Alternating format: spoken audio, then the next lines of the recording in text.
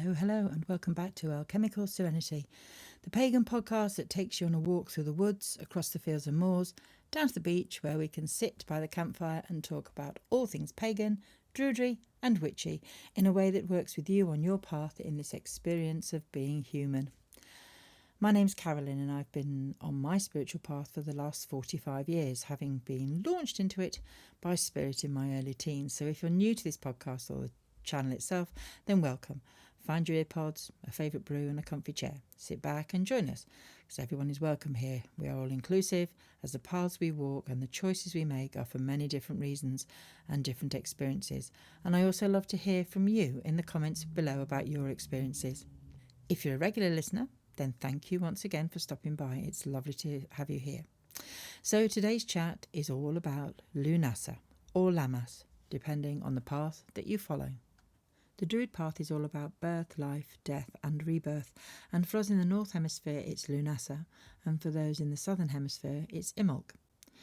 The name Lunasa is Irish and it means commemoration of Lu, and Lamas is the Old English Anglo-Saxon meaning of loaf mass, where the first loaves that were baked from the grain harvest were shared out in the community.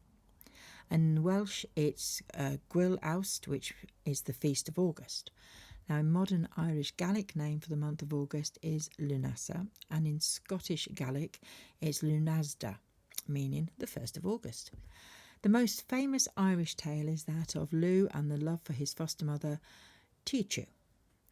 And she was the wife of the king of Firbolg. I must say, I may have pronounced that wrong. Just in case I have, I apologise. She was the wife of the king of Firbolg, who was probably one of the earlier Celtic inhabitants of Ireland, and she is said to have cleared the way for the introduction of agriculture in Ireland, thus linking Lunasa to the land and the harvest. And on the anniversary of her death, a set of games were played to commemorate her, and this then became Lunasa. It's impossible to know what the true story is. It doesn't really matter in this modern pagan world anyway, but it's nice to look back and think that's from the history books and from the stories that we have, that's possibly what it was. But Lunasa is a cross-quarter day on the wheel of the year. It falls between the summer solstice and the equinox, and it's what's called a fixed sign, and in modern times it's celebrated on the fixed date of August. The Sun King is in the sign of Leo, the lion, and our ancestors were guided by their astronomers and astrologer priests, and their lives were bound up in the cycle of life, death, and then rebirth. And I suppose a very important part of the calendar was the moon phases as well, because to them the moon rose, travelled across the sky, and then died 29 days later, and then stayed dark, and there was that moment of death before rebirth. If we look at the seasons and nature of the soul, it's known as maturity. At this point in time, the plants, trees and flowers are all maturing ready for harvest, but also the soul has matured in both its yearly cycle and becomes the mother of fruition, giving birth to all she has worked towards over that year. So can you look back yourself over the past year and see how much you have matured? How has your life changed? And in just that 1 year, what can we achieve? Have many of our goals before us? Have we achieved anything that perhaps we set ourselves some goals in January? Have they matured? Because it's not going to be very long before we start to move into the quiet time of the year. For our ancestors, this time was also about paying the rents, making contracts, settling contracts, and any legal cases were judged. Everything had to be resolved by Lunasa. If there were any problems at all, if there were any new contracts, if there were any old contracts, it was all done and dealt with and finished by Lunasa. Now, as I've already said, it's placed in the wheel of the year opposite Imbolc. So Imbolc being the beginning of the growing season, where we start to see a change in the weather and the season itself. We birth our ideas, the life, plants, all coming out of the darkness of winter. Lu is the season of the first of the 3 harvests, symbolising life and the grain harvest, along with the next 2 harvests which are coming up soon. After which we moved into the death at Samhain, and then over that winter period of quiet, ready for the whole cycle to start again. This time of the year also brings about local and county fairs across the UK, and our ancestors would probably have met up with family and friends in their communities to celebrate the first harvests. I always remember as a child we used to have the village fete where Everyone used to grow the biggest tomato and the largest pumpkin and the straightest courgettes and marrows, and these still go on to this day.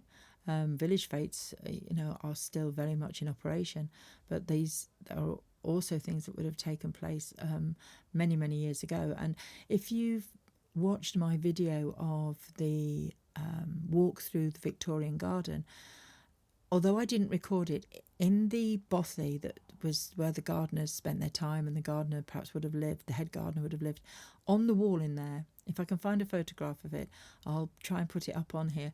There are little tickets for prizes they have won. They've obviously entered their marrows and vegetables or whatever they were growing maybe 100 years ago.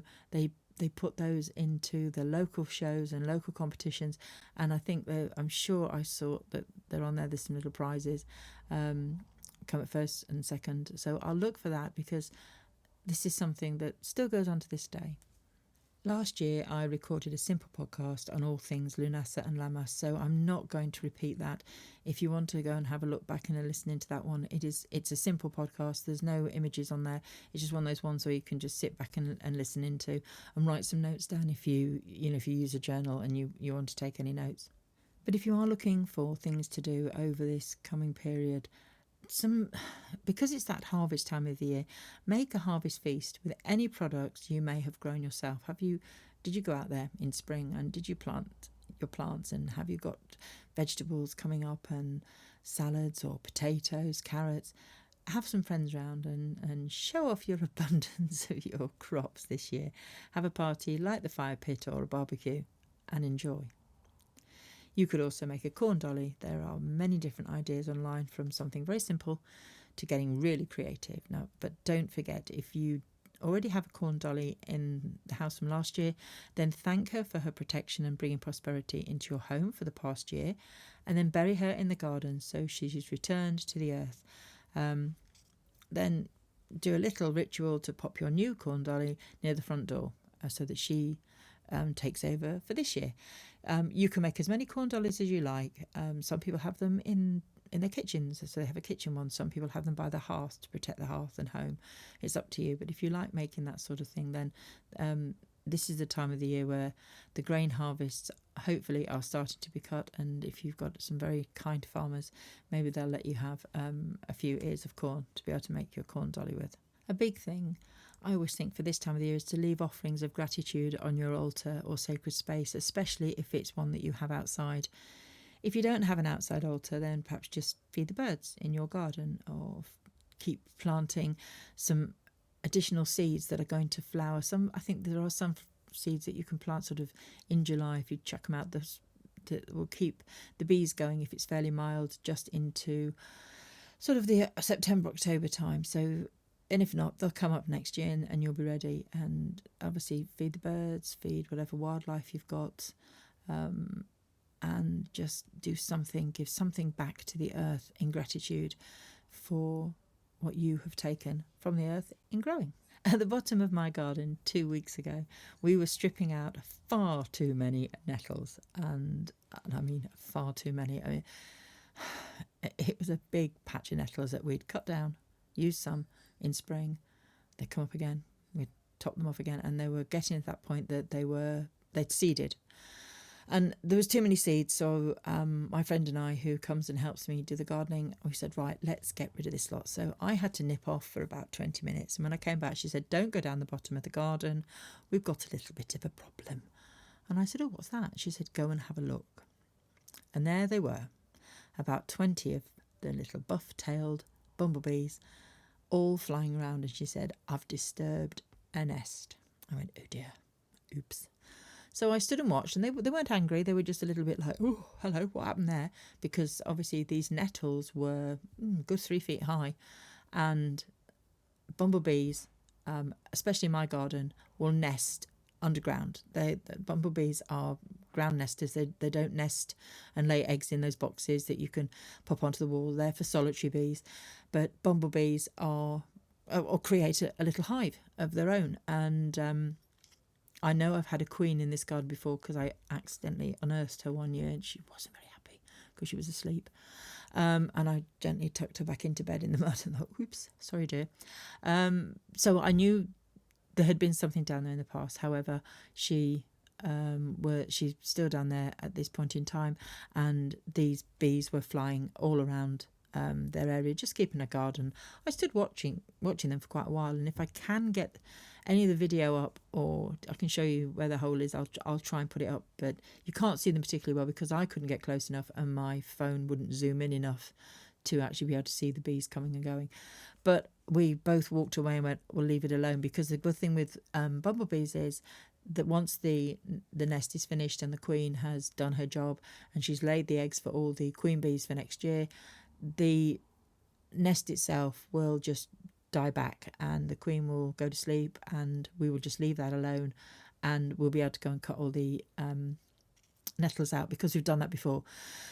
And our idea of actually digging all the nettles out in that area, we probably aren't going to do that now. I don't really fancy disturbing the bumblebees over winter if there are any still in the nest. But I'll try and put that up for you so that you can see, because I didn't realise how big this nest has probably got under there, which is lovely, because I was really surprised how many buff-tailed bumblebees were in my garden this year. And I was thinking, well, where have all these come from? You know, they were all over the rhododendrons and all over the wisteria, and of course they're from that little patch in the bottom of the garden, which annoyingly on the other hand is where I wanted to put my hive, because I'm a beekeeper and I wanted to put a hive in my garden this year, and that was where I was going to put my hive, was exactly where the bit. So they knew, didn't they? The bumblebees knew it was a good spot. They weren't going to give that spot up for anybody. And I've now got to see if I can get the two of them to live next door to each other, fairly close, without causing any riots in the middle of the night. But I'll keep you posted on that one. Another thing you can do if you like to journal, this is the time to reflect on your goals and achievements over the last 6 weeks. What are you harvesting in your life? What's standing in your way? And what do you want to achieve by the autumn equinox? Magical things, we'll do a bit of magical things if you like to put those in your journal, if you have a book of shadows or a book of the ways. Plants and flowers are the sunflowers, wheat, corn, barley. Make a simple arrangement on your sacred space with these as well, which would always look nice. So make a table arrangement. Even though we normally associate Harvest Festival with the autumn, really, don't we? The last one being at Samhain.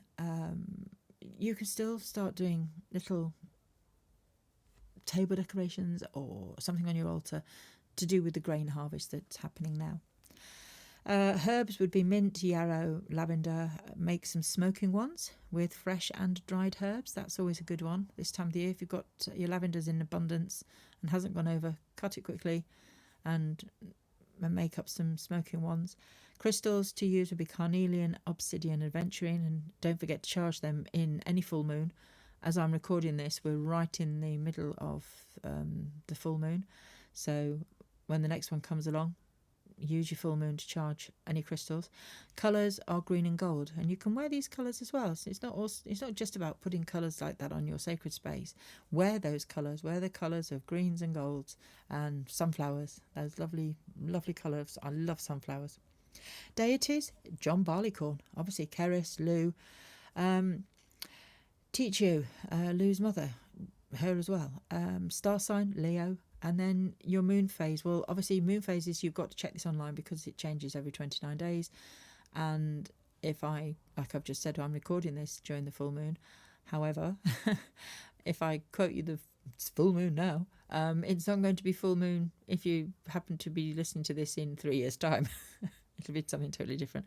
So look online for the full moon and the times that the full moon is rising and setting in your time zone, wherever you are.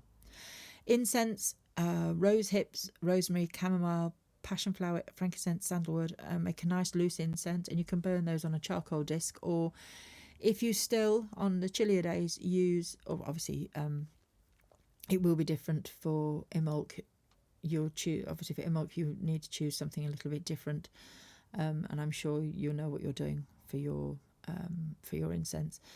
but choose an incense to burn on your charcoal disc, or you could, if you've got a fire, or even outside, put some of this on your fire pit and let it smoke as well. But if you've got a fire indoors, and you can put a little bit onto a charcoal disc that sits around the fire area, that would be really quite nice to bring into the house.